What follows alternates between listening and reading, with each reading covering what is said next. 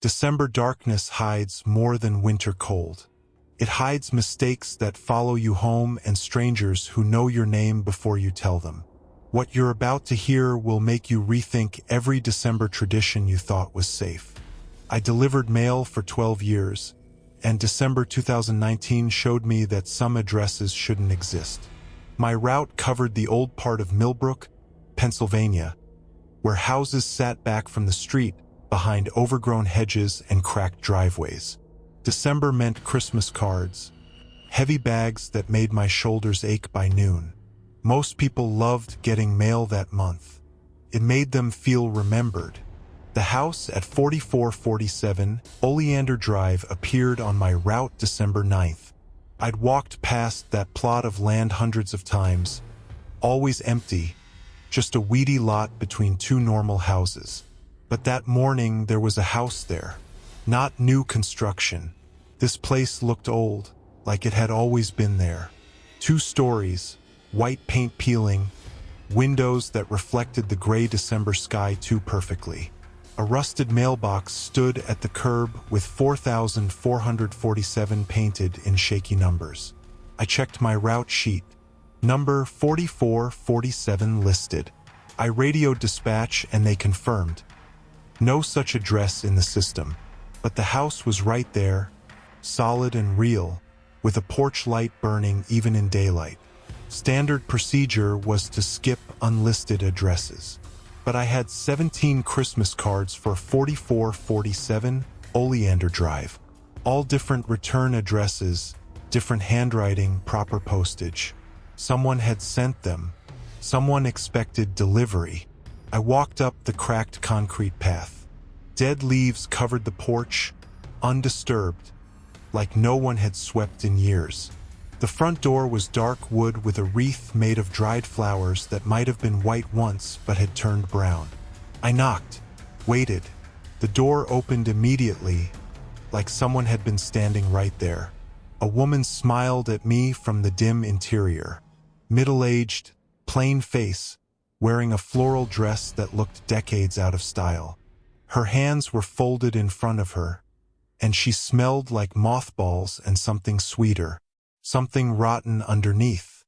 "The Christmas cards," she said. Not a question.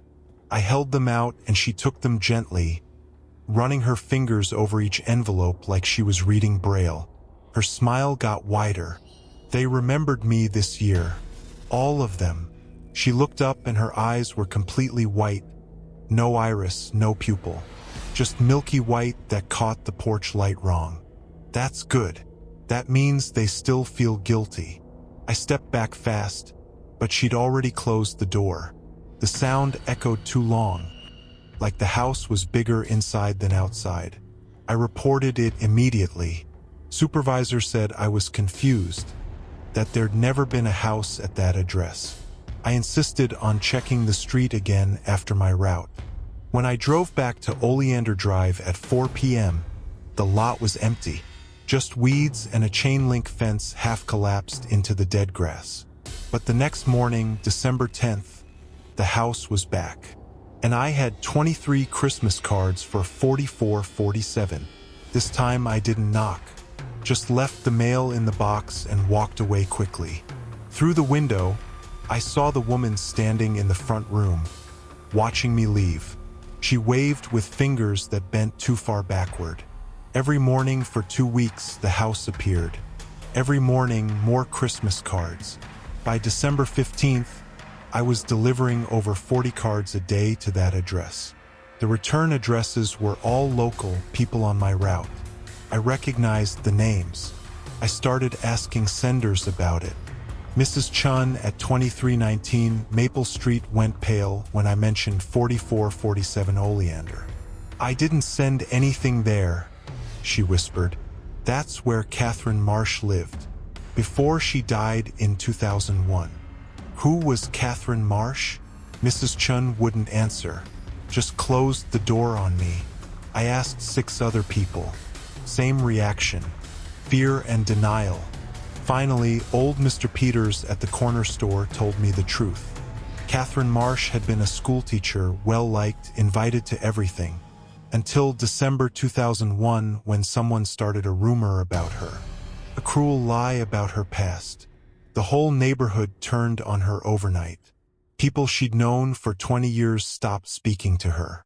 Kids she'd taught crossed the street to avoid her. She spent that Christmas alone. Hung herself in her house on December 26th. The property was demolished in 2002, cursed by what had happened there. Everyone who spread that rumor got a Christmas card from her the next year.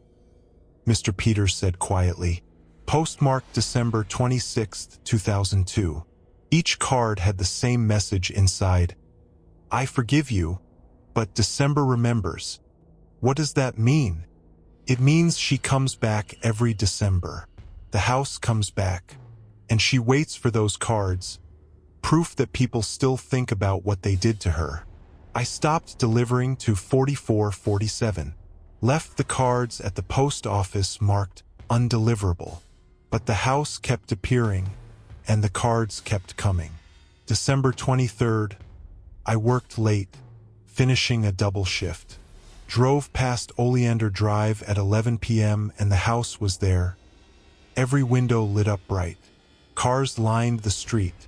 I recognized them. Mrs. Chen's sedan. The Holloway's truck. All the people who'd sent cards. They were inside, visible through the windows, sitting in rows like church pews. Catherine Marsh stood at the front of the room in that same floral dress, reading aloud from the Christmas cards. When she finished each one, the sender would stand up, walk to the front, and disappear into the darkness behind her. One by one, they vanished. By midnight, the house was empty except for Catherine. She looked out the window directly at me, smiled, and waved. The next morning, Christmas Eve, all 17 people who'd sent cards were reported missing. Police searched for weeks.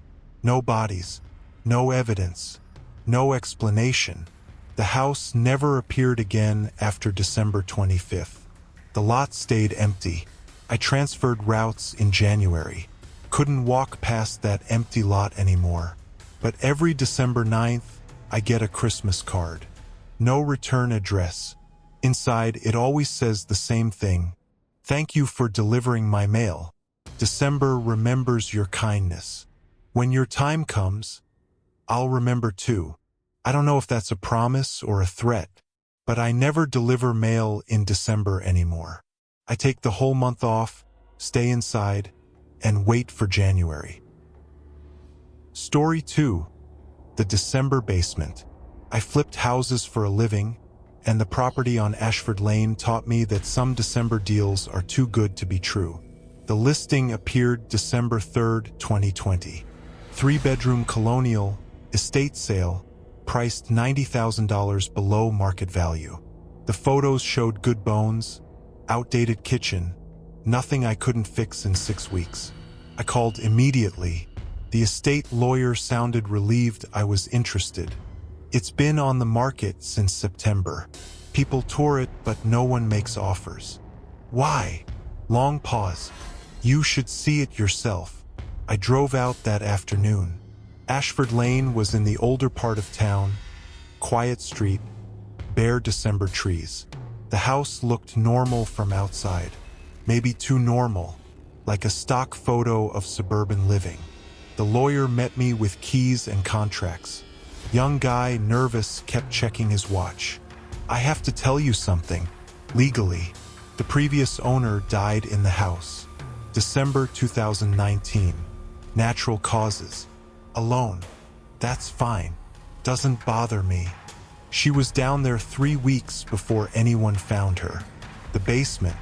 She'd gone down to check the furnace and had a heart attack at the bottom of the stairs.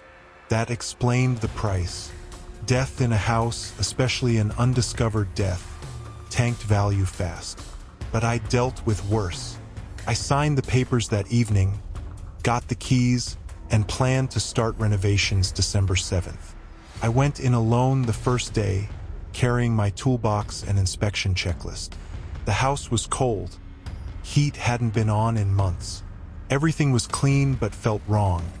like a stage set waiting for actors who never showed up. The basement door was in the kitchen, wooden and old with a metal latch. I opened it and stale air rushed out, carrying that specific smell of concrete and mildew.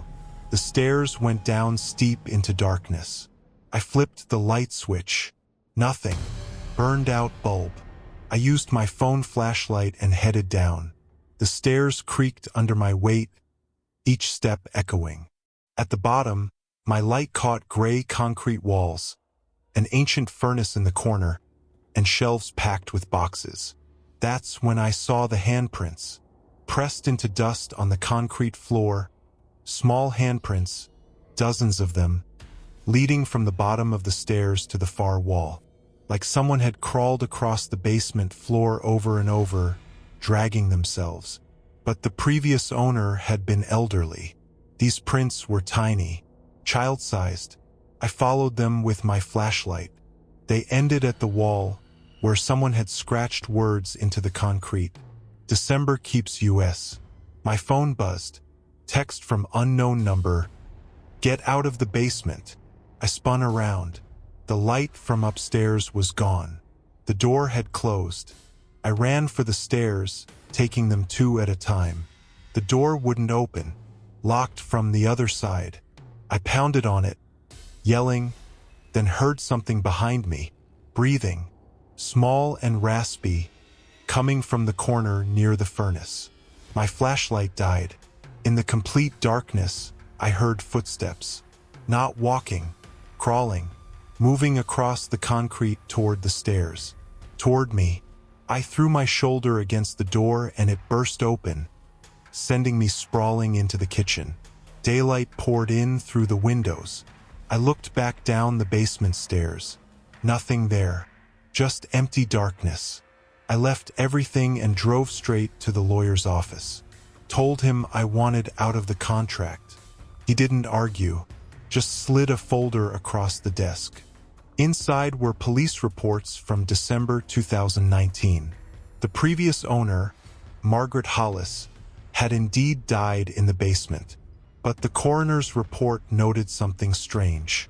Her fingernails were broken and bloody, skin torn off her hands, like she'd been trying to claw her way up the stairs, and she'd been found face down, 20 feet from the stairs, in the corner by the furnace, where those small handprints had led.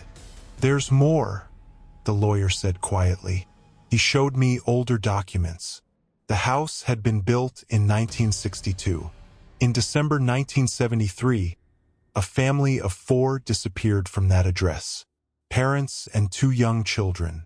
No bodies ever found. Just an empty house with the basement door standing open. Every December since then, something happens in that house. People hear things, see things. The last 3 owners all died in December. All in the basement. Why didn't you tell me? We tell everyone. They never believe it until they go inside. He pulled the contract and tore it up. The house goes back on the market tomorrow. Someone always buys it. Why don't they just tear it down? They tried. Twice. Demolition crews refused to finish. Said they heard children crying in the basement. Crying and calling for their mother. I never went back. But I drive past Ashford Lane sometimes. The house is always occupied. New people move in every year, usually in November. By January, it's empty again. The basement keeps them. Story 3. The December parking garage.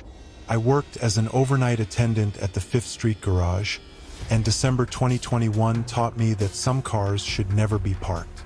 The job was simple. Sit in the booth, take tickets, collect fees, make sure no one broke into vehicles. Boring work, but it paid $18 an hour and I could study between cars. I was trying to finish my degree, working nights to avoid student loans. December was our busiest season. Downtown shoppers filling every level. But after 10 p.m., the garage emptied fast. By midnight, it was just me and maybe 20 cars scattered across 6 floors. December 14th, around 1 a.m., A silver sedan pulled up to my booth. Older model, maybe 1990s, immaculate condition. The driver was a woman in her 40s, pale, wearing a formal black dress like she'd come from a funeral. She handed me cash for overnight parking and asked, "What level has the fewest cameras?" Strange question. Level 6. We only have cameras on levels 1 through 3. Perfect. She took her ticket and drove toward the ramp. I watched her on the monitor. The car climbed slowly, passing levels 2, 3, 4, 5, and stopping on 6. She parked in the far corner, away from the elevator and the stairwell. Then she just sat there. 2 hours passed. The car didn't move. At 3:15 a.m., my walkie-talkie crackled. Building security doing rounds. Got a 10 to 21 on level 6. Check it out. 10 to 21 was code for suspicious activity. I grabbed my flashlight and headed up, taking the stairs because the elevator was slow. Level 6 was freezing, wind whipping through the open sides of the garage. The silver sedan sat exactly where I'd seen it on the monitor, but the driver's door was open. Engine still running. Keys in the ignition. No driver. I called out. My voice echoed across the empty concrete. Nothing. I checked inside the car. Clean interior, new car smell despite its age. A purse sat on the passenger seat. I opened it looking for ID. Inside was a funeral program dated December 14, 2001. 20 years ago exactly. The photo showed the same woman who'd driven in tonight, same black dress, same pale face. The name read, Caroline Ashford, 1963 to 2001. My blood went cold. Behind the program was a handwritten note. I come back every December 14th. I park on level 6. I jump at 3:30 a.m. You can't stop me. I'm already dead. I checked my watch. 3:28 a.m. I ran to the edge of the garage, the open side facing the street. Nothing there. I searched the whole level, panicking now, calling security. 3:30 exactly, I heard it. A scream, long and terrified, coming from directly behind me. I spun around and saw her standing at the edge, arms spread, wind pulling at her black dress. "Please don't," I shouted. She looked at me and smiled. "I do this every year. I've been doing it for 20 years. Tonight, this exact moment. It's the only time I exist anymore." Then she stepped backward and fell. I ran to the edge. 6 stories down, the street was empty. No body, no impact, just empty pavement lit by streetlights. Security arrived minutes later. I told them everything. They checked the cameras. The footage showed me talking to empty air at the edge of level 6. No woman, no silver sedan, nothing. But the next morning, I found the purse still sitting on the ground where the car had been. Inside was the funeral program and the note, both real and solid. I quit that night, told them I was sick, never came back for my last paycheck. I looked up Caroline Ashford later. She died December 14, 2001. Jumped from the 5th Street garage. Level 6. 3:30 a.m. Every year on the anniversary, overnight attendants report the same thing. A silver sedan, a woman in black, an empty parking space at 3:31 a.m. The garage owner keeps the 6th level closed in December now. But people still hear the scream every December 14th at exactly 3:30. And every year someone finds that purse. Real and cold and impossible. Story 4. The December Dinner Party. I worked as a private chef, and the Whitmore family hired me for December 23, 2017. That dinner destroyed my career and my sanity. The Whitmores lived in a gated community outside Boston, old money, the kind of people who never checked price tags. Mrs. Whitmore called in November asking for a traditional Christmas feast for 8 guests. She offered $3,000 for one evening's work. I arrived at 2 p.m. on the 23rd to prep. The house was enormous, decorated perfectly, every surface gleaming. Mrs. Whitmore greeted me at the service entrance, a thin woman in her 50s with a smile that looked practiced. "The guests arrive at 7, she said. "Dinner is at 8. Everything must be perfect. My family has certain expectations." She walked me through the menu. Traditional, roast turkey, glazed ham, all the sides. But then she added something strange. "We'll need 13 place settings, not 8. You said 8 guests. Did I?" She looked confused for a moment, then shook her head. "No, 13. Count the family, count the others. 13. I didn't argue. Rich people were particular. I set up in the massive kitchen and started cooking. Around 6 p.m., I heard voices in the dining room. I glanced through the service door and saw Mrs. Whitmore setting the table.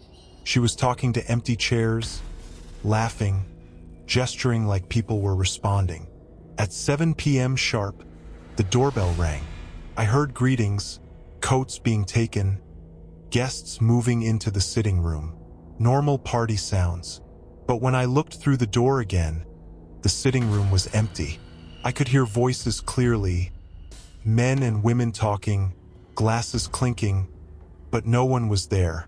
Mrs. Whitmore appeared in the kitchen. "They're all here. We're ready." "Ma'am, I don't see." "They're in the sitting room. Surely you can hear them." Could. Voices and laughter, growing louder. But the room was empty. Mrs. Whitmore's expression hardened. "Serve dinner. Now." I wheeled out the first course, hands shaking. The dining room was set for 13. Candles burned. Wine had been poured into every glass. But only Mrs. Whitmore sat at the table. She gestured to the empty chairs. "Everyone, please meet our chef. He's prepared a wonderful meal." Silence. Then, from the empty chair at the head of the table, I heard a man's voice. "It smells delicious." I dropped the tray. Soup splattered across the floor. Mrs. Whitmore stood up slowly. "You can hear them. There's no one here. They're here every December 23rd. My family, my real family." Her eyes filled with tears. "They died in a car accident. December 23rd, 2007. All of them. My husband, my children, my parents. Coming here for Christmas dinner. They never arrived. Mrs. Whitmore. But they come back. Every year. On this night, I set the table. I prepare the feast. And for a few hours, my family is whole again." She looked at the empty chairs with desperate love. "Can't you see them?" I backed toward the kitchen. That's when I saw it in the reflection of the china cabinet glass. The chairs weren't empty. In the reflection, I could see them. A man in a suit, 2 teenage children, an elderly couple, all sitting perfectly still, their faces gray and wrong, their eyes hollow. They turned their heads in perfect unison to stare at me. In the real room, the chairs were empty. In the reflection, the dead watched me with hungry eyes. The man's voice spoke again from the empty chair. "We're very hungry. We've been waiting all year." Mrs. Whitmore smiled. "Serve dinner, please. They get upset when we keep them waiting." I ran, grabbed my keys and ran for the door. Behind me, I heard chairs scraping, footsteps following, Mrs. Whitmore calling, "You can't leave. They need 13. There must always be 13. I made it to my car, locked the doors, and drove until my hands stopped shaking. The police did a welfare check the next day. Found Mrs. Whitmore alone in that house, sitting at the table set for 13. She told them her family had come for dinner and left. The food had been eaten. Every plate was scraped clean, but I'd left before serving anything. Mrs. Whitmore was committed to psychiatric care. The house was sold. I never took another private dinner job. But every December 23rd, I get a voicemail from an unknown number. Mrs. Whitmore's voice, cheerful and warm. They're asking about you. They remember you. They're saving you a seat. 13 is the perfect number. Won't you come back? I change my number every year, but the calls always find me. December remembers. Story 5. The Holiday Mail. I worked at a UPS sorting facility during the 2019 holiday season, and December 16th showed me that some packages shouldn't be delivered. The Christmas rush was insane that year. Thousands of boxes flowing through every hour. All of us working 12-hour shifts, 6 days a week. The facility ran 24/7. Machines screaming, conveyor belts rattling. My job was simple. Pull packages from the belt, scan them, sort them by zip code. Repetitive but easy. Good overtime pay. December 16th. Night shift. Around 2 a.m. A box came down my belt that made me stop. It was old. Not the box itself, but the way it looked. Brown paper wrapping instead of modern cardboard, twine instead of tape. The shipping label was handwritten in faded ink. Dated December 16th, 1952. 67 years old. The address was local, same zip code I'd been sorting all night. But the ink was so faded I could barely read the street name. I called my supervisor over. He frowned at the package, turning it carefully. Where did this come from? Belt 7. Just came through. That's impossible. This would have been flagged immediately. He scanned the tracking number. Nothing came up. There's no record of this entering our system. He carried it to the problem packages area, set it aside, and told me to keep working. But I couldn't stop thinking about it. A package from 1952, perfectly preserved, appearing on my belt in the middle of the night. During my break, I went to look at it. The problem area was empty, everyone on their breaks. I picked up the box. It was light, almost weightless. I shook it gently. Something shifted inside, soft and papery. The address label was clearer under the fluorescent lights. 2847 Morrison Street. The recipient name was smeared, but I could make out Margaret. I knew Morrison Street. It was 10 minutes from my apartment. I shouldn't have done what I did next. But curiosity and exhaustion make you stupid. I took the package, signed out at 6 a.m., drove to Morrison Street in the gray December dawn.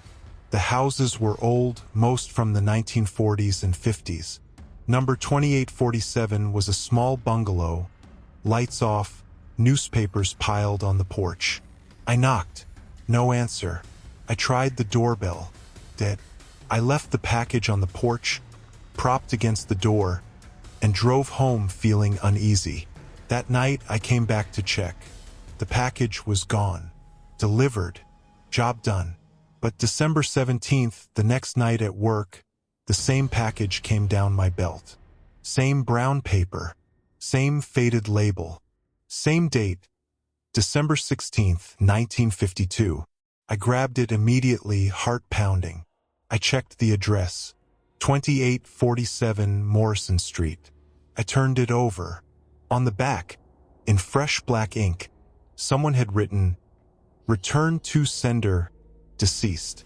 My supervisor saw my face and came over. "What's wrong?" I showed him. He called security. They pulled security footage from the facility entrance. No one had brought the package in. It simply appeared on the belt at 2:14 a.m., the exact time I'd found it the night before.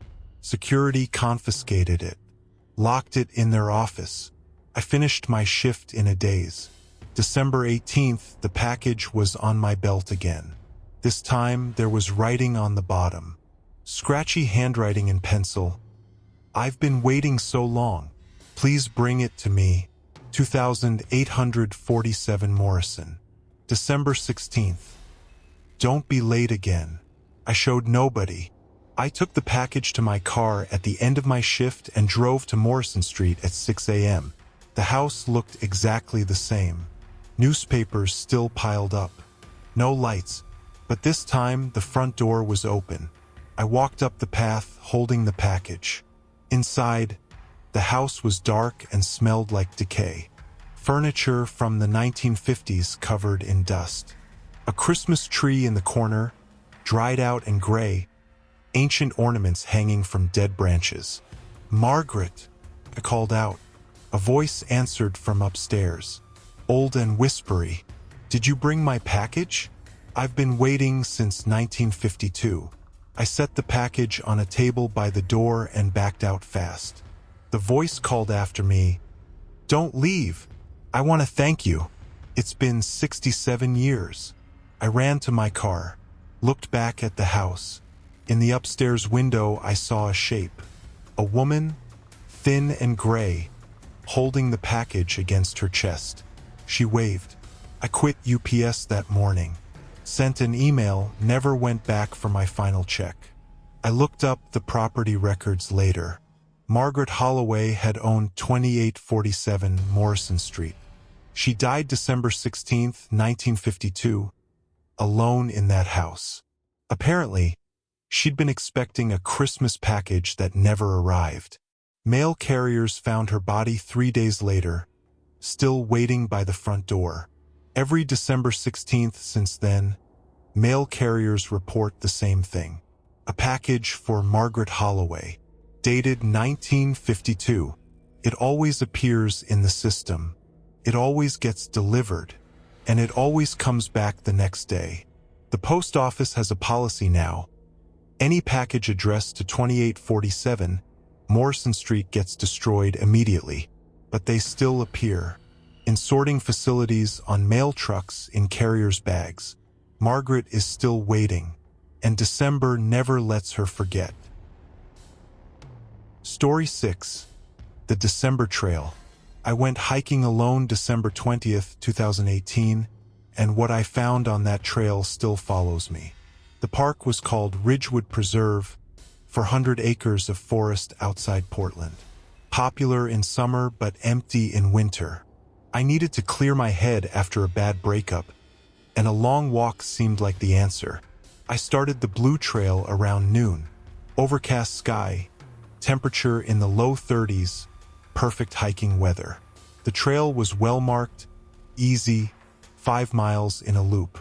About 2 miles in, I saw the shrine. It sat just off the trail, built against a large oak tree. Someone had constructed a small wooden structure, like a birdhouse but bigger, with a slanted roof and an open front. Inside were objects, photographs, candles, a child's toy truck, and flowers that were surprisingly fresh despite December cold. I stepped closer to look at the photographs. They showed a young boy, maybe 8 years old, smiling in various settings. School pictures, birthday parties, family photos. At the bottom of the shrine, a plaque read, Daniel Morrison, 2009 to 2017. Lost but never forgotten. Come home. Lost, not died. Lost. I heard a sound behind me, footsteps on the trail. I turned and saw a boy standing there, 8 or 9 years old, wearing a blue jacket and jeans. Muddy sneakers. "Are you looking for me?" he asked. My stomach dropped.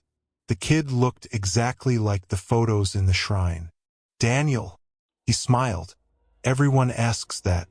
I've been here a long time. Do you know the way out?" The trail loops back to the parking lot. "Not that way out." He pointed deeper into the woods, off trail. "The real way. I've been looking for years. Every instinct told me to run. But he was just a kid. Lost kid. Maybe hypothermic." I pulled out my phone to call for help. No signal. "There's no signal here," Daniel said. "There's never signal. That's part of why I can't leave. Part of why." December took me. December 20th, 2017. I was hiking with my dad. We got separated. I walked and walked, but the trail never ended. It just kept going. And when I tried to go back, everything looked the same. He stepped closer. His eyes were wrong. Too dark. Too empty. I've seen lots of people since then. They all try to help. But December doesn't let anyone leave once it chooses you. Keeps you walking forever. Your parents are looking for you. There's a shrine. I know. I visit it sometimes. I leave flowers. They never see me. He tilted his head. You should go now. Back to the trail. Before December decides to keep you too. Come with me. I'll get you help. I am the help. His voice changed, deeper and hollow. I warn people. I tell them to leave. Most listen. Some don't. Those are the ones who build shrines later. I backed away. He didn't follow, just stood there watching with those empty eyes. Run, he whispered. I ran, crashed through underbrush back to the trail and followed it at a sprint. The markers seemed to move, pointing in different directions each time I looked. The trail twisted in ways I didn't remember from the map. After 30 minutes of running, I burst out of the woods into the parking lot. My car sat exactly where I'd left it, but according to my phone, I'd been gone 7 hours. It was 7 p.m., dark, freezing. I drove home and researched Daniel Morrison. The news articles confirmed everything. He'd disappeared December 20th, 2017, hiking with his father. Massive search effort. No body ever found. Case still open. His parents still visit Ridgewood Preserve every December 20th, leaving fresh flowers at the shrine. I went back once, December 20th, 2019, brought flowers of my own, left them at the shrine. As I was leaving, I saw him again, standing deeper in the woods, watching. He waved. Behind him, I saw others, children and adults, all standing perfectly still among the trees, all wearing hiking clothes, all watching me with those same empty eyes. December keeps them all. I don't hike in December anymore. I don't hike alone ever. And I never, ever ignore trail warnings about missing persons. Because some people aren't really missing. They're just trapped. And December never gives them back. Story 7. The Christmas Photo. I worked as a department store photographer during the 2016 holiday season, and one family's photos revealed something impossible. The job was seasonal, easy money. Set up a winter backdrop, pose families, take photos, upsell packages. Most people wanted Santa pictures, but we did regular portraits too. December 22nd, around 3 p.m., a family came in for photos. Parents in their 30s, 2 kids under 10. Normal, happy, excited about Christmas. The mother, Jennifer, wanted a formal family portrait. Classic pose, everyone looking at the camera, big smiles. I set them up, adjusted the lights, took about 20 shots. While they browsed photo packages at the counter, I uploaded the images to review them. That's when I noticed something in the background. Behind the family, in the winter backdrop, there was a figure, not painted on the backdrop, actually standing there, partially visible behind the fake Christmas tree. A woman in a white dress, facing away from the camera. I checked the backdrop. Solid canvas. No one could be behind it. But in every photo, the figure was there. Slightly different position in each shot, like she'd been moving. I called my supervisor over. She went pale looking at the images. Delete those. Take new ones. What? Why? Just do it. Now. I set the family up again, different backdrop this time. Took 20 more shots. When I reviewed them, my hands started shaking. The woman was in these photos too. Closer now. Standing directly behind the youngest child, a girl about 6 years old. The woman's hand was on the girl's shoulder. The family hadn't seen anyone. The backdrop was empty the entire time. My supervisor pulled me aside. Don't show them. Don't tell them. Just give them the package and let them leave. What the hell is that? She showed me a folder from under the counter. Inside were dozens of photos from previous years. Different families, different poses. But in every single image, the same woman in white appeared somewhere in the background. Always near children. Always closer in each subsequent photo. She appears every December. My supervisor whispered. Started 5 years ago. First photo, she was barely visible. Far in the background. Each year, she gets closer. This year, she looked at the latest images. This year, she's touching them. Who is she? I don't know. Management knows. They've tried everything. New cameras, new backdrops, different locations. She always appears, but only in December. Only in family photos. I looked at the family, laughing at the counter, oblivious. The little girl was showing her brother something on her phone. What happens to the families? My supervisor's face went rigid. We don't follow up. We don't ask. We just take the photos and hope. The family left happy with their package, unaware their portraits contained something impossible. I quit that week. Couldn't look at those images anymore. But I tracked down some of the families from previous years. The ones where the woman appeared in the background. 3 families had children who disappeared in December. Different years, different circumstances, all unsolved. The girl from my photos, the one the woman touched, her name was Emma Crawford. She vanished December 26, 2016. Went to bed Christmas night, never seen again. Police found nothing. The woman in white appears in security footage from the Crawford house that night, walking past a hallway camera at 3:17 a.m., leading Emma by the hand toward the back door. Emma was smiling, following willingly, like she'd been called by someone she knew. The department store closed that portrait studio in January 2017. But the photographer who replaced me said the woman still appears.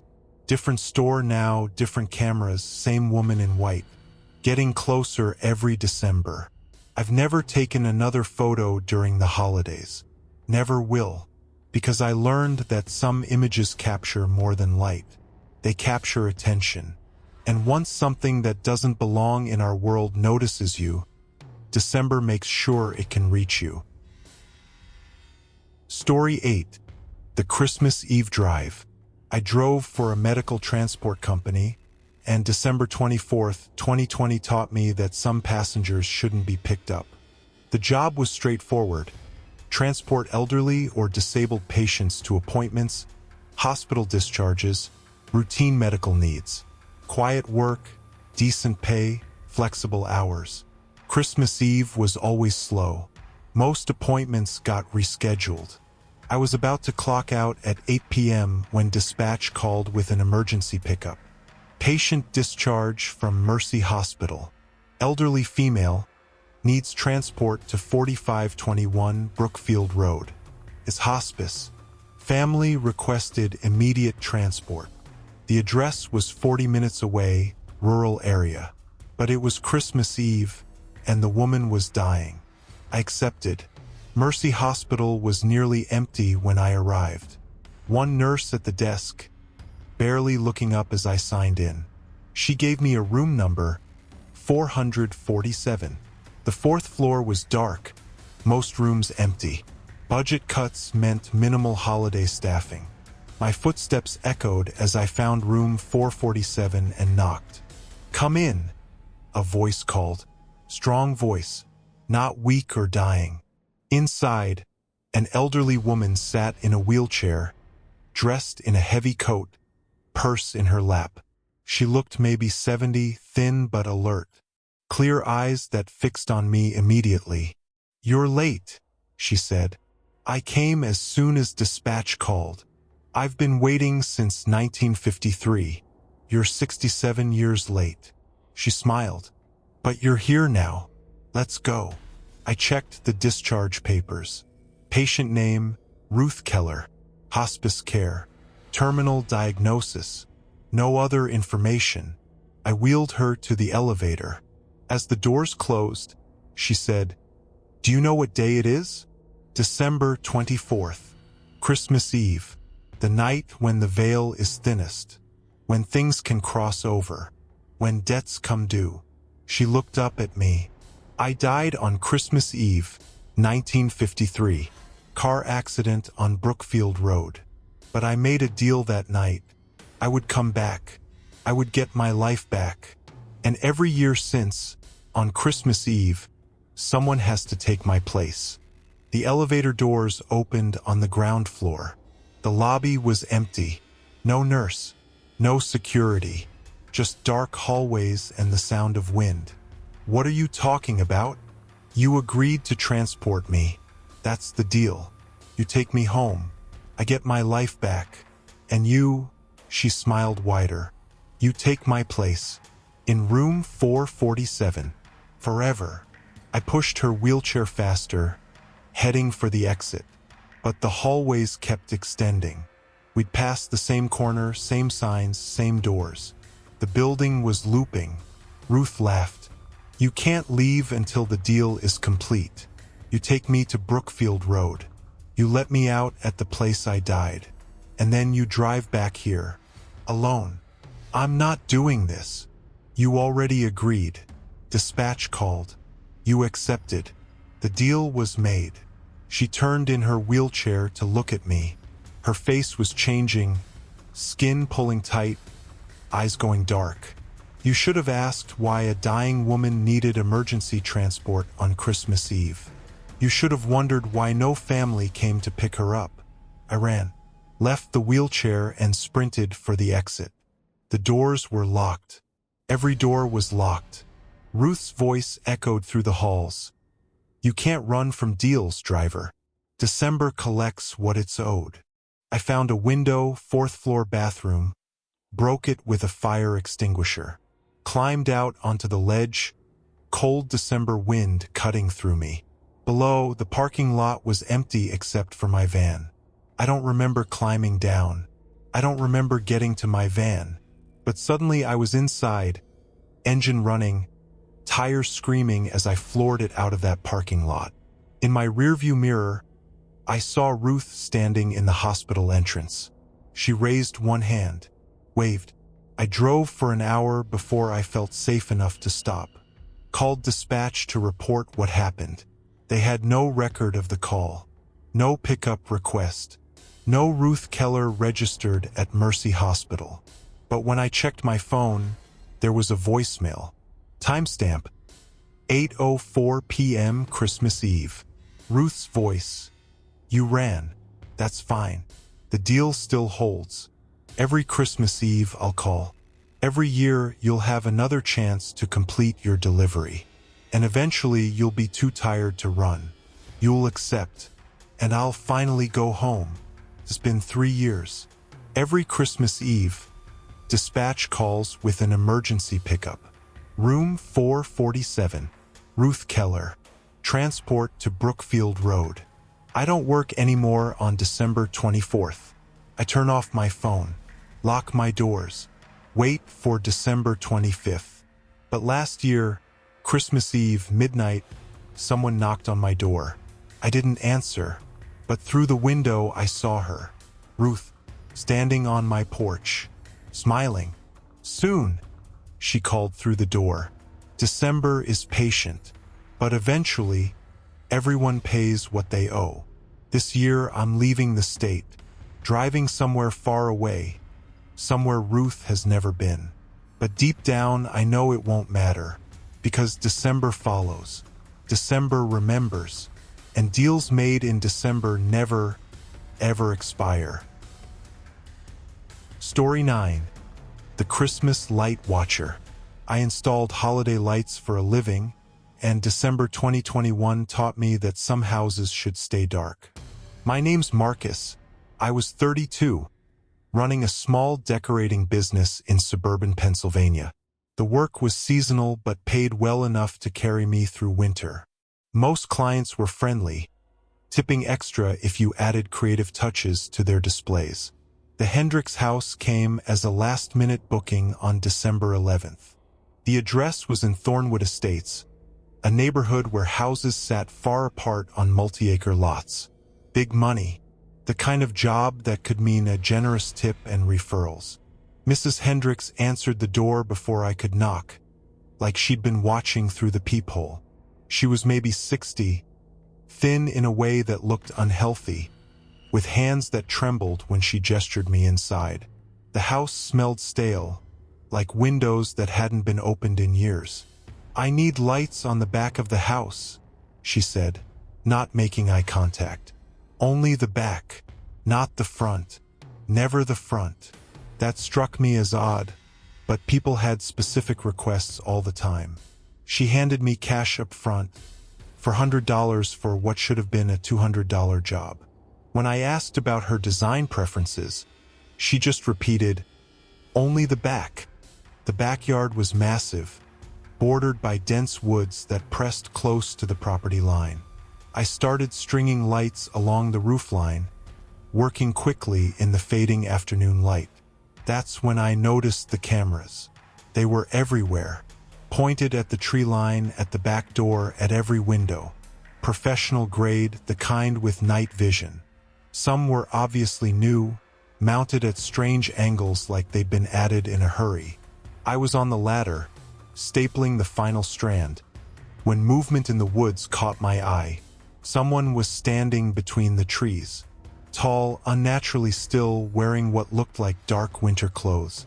I couldn't make out a face, just a silhouette that didn't move even when wind shook the branches around it. "Mrs. Hendricks?" I called down. She appeared at the back door instantly, like she'd been waiting right there. "Did you see him?" Her voice cracked. "There's someone in the woods." "I know." She pulled the door open wider. "Come inside. Now." I climbed down fast, gathering my tools. When I looked back at the tree line, the figure was gone. Mrs. Hendricks locked 3 separate deadbolts once I was in, then pulled curtains across every window. "He's been watching since Thanksgiving," she whispered. "Every night, just standing there. The police came 4 times. They never find anyone." My stomach turned cold. Maybe I should call them again. They don't believe me anymore. She was crying now, quiet tears running down her face. "But he's real. I know he's real. That's why I needed the lights. So I can see him coming." I should have left immediately, but something about the way she looked, desperate and terrified, made me stay. I helped her check every lock, every window. The house had 14 cameras recording to a hard drive in her bedroom closet. She pulled up the footage from the previous night. The video showed the backyard in infrared.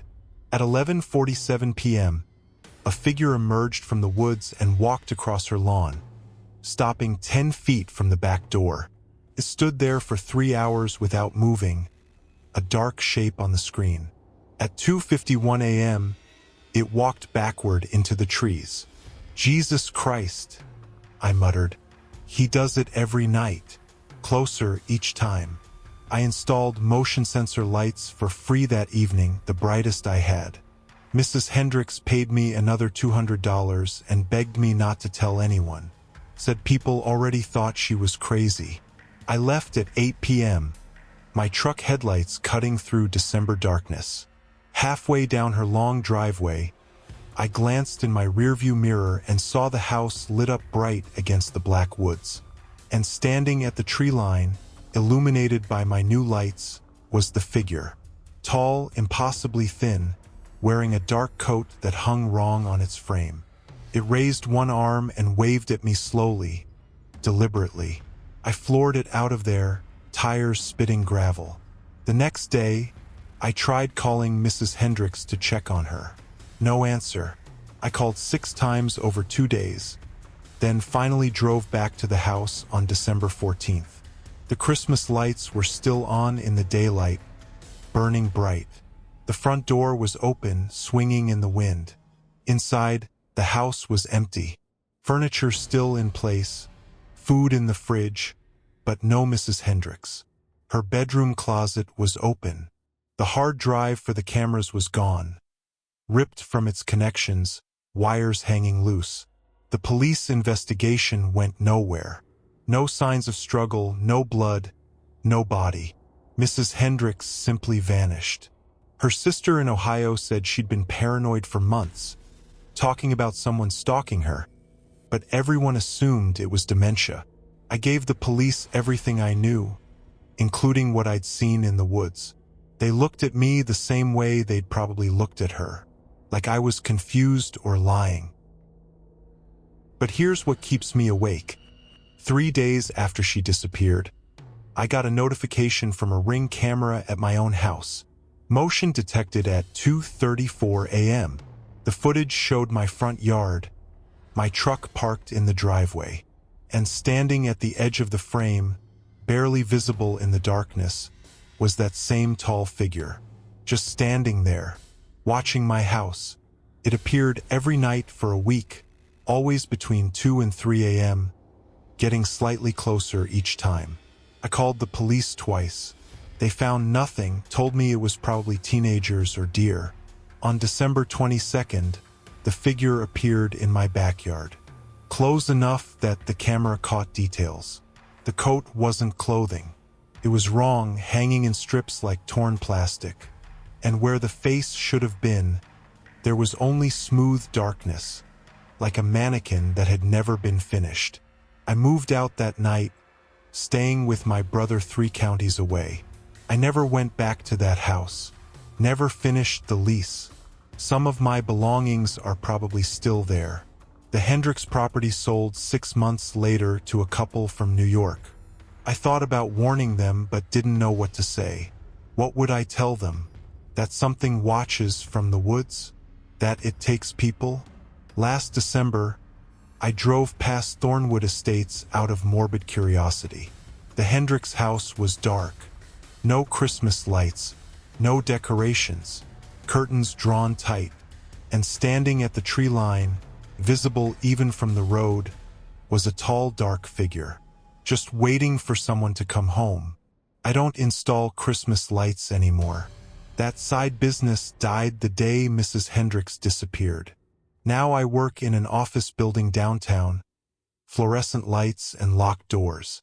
My apartment is on the 8th floor, too high for anything to reach the windows. But sometimes at night I still check my phone's security app, just to make sure nothing's standing outside watching and waiting. Because I learned something that December. Some things don't need a reason to choose you. They just do. And once they start watching, they never really stop. Finally, these stories are real. These people existed. And December still waits for the next person to make a mistake, accept the wrong ride, deliver the wrong package, take the wrong photo. Be careful this December. Watch who you help. Question what you accept. And never, ever ignore the feeling that something is wrong. Because December doesn't just take victims. It takes volunteers.